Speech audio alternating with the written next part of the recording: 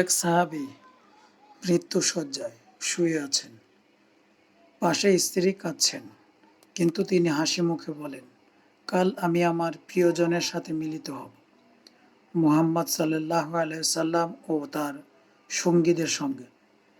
এভাবেই এক সাহাবী দুনিয়া থেকে জান্নাতের দিকে পাড়ি জমান।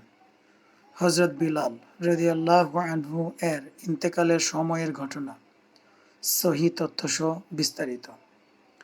হযরত বিলাল ইবনে রাবাহ রাদিয়াল্লাহু আনহু ইসলামের প্রথম মুয়াজ্জিন এবং প্রিয় নবীজির সাল্লাল্লাহু আলাইহি সাল্লামের প্রিয় সাহাবী ছিলেন। রাসূল সাল্লাল্লাহু আলাইহি ওয়াসাল্লামের ওফাতের পর তিনি অত্যন্ত শোকাহত হয়ে পড়েন এবং মদিনায় থাকতে কষ্টবোধ করতে থাকেন। এরপর তিনি মদিনা ত্যাগ করে সিরিয়ায় শাম দিকে চলে যায় এবং সেখানে ইবাদতে জীবন কাটাতে থাকেন। ইন্তেকালের সময় হযরত বিলাল রাদিয়াল্লাহু আনহু শয্যাশায়ী অবস্থায় ছিলেন। তখন তার স্ত্রী বললেন, ওহ হায় দুঃখ! এ কথা শুনে হযরত বিলাল রাদিয়াল্লাহু আনহু চোখ খুলে হাসি মুখে বললেন, না, বলো হায় সুখ!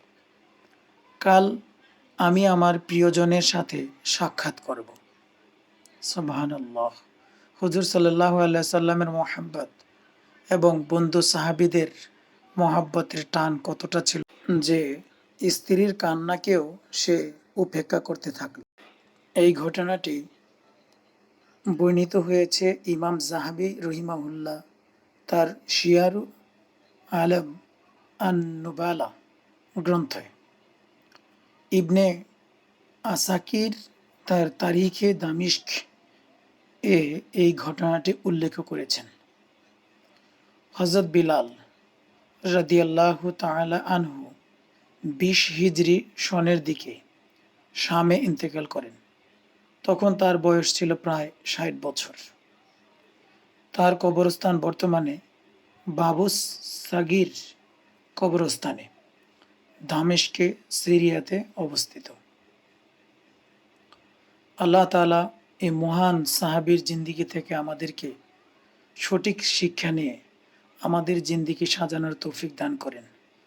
আমাদের জন্য শিক্ষণীয় বেলাল রাদিয়াল্লাহু আনহু এর ইন্তেকালের সময়ের কথা প্রমাণ করে এটাই যে একজন মুমিনের মৃত্যু তখনই আনন্দের কারণ হয়ে দাঁড়ায় যখন তার অন্তরপ্রিয় নবীজি সাল্লাল্লাহু আলাইহি ওয়াসাল্লামের সাথে মিলিত হওয়ার অপেক্ষায় থাকে।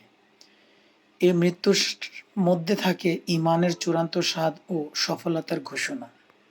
কাল আমি আমার প্রিয়জনদের সাথে সাক্ষাৎ করব, মুহাম্মদ সাল্লাল্লাহু আলাইহি সাল্লাম ও তার সাথীদের সঙ্গে।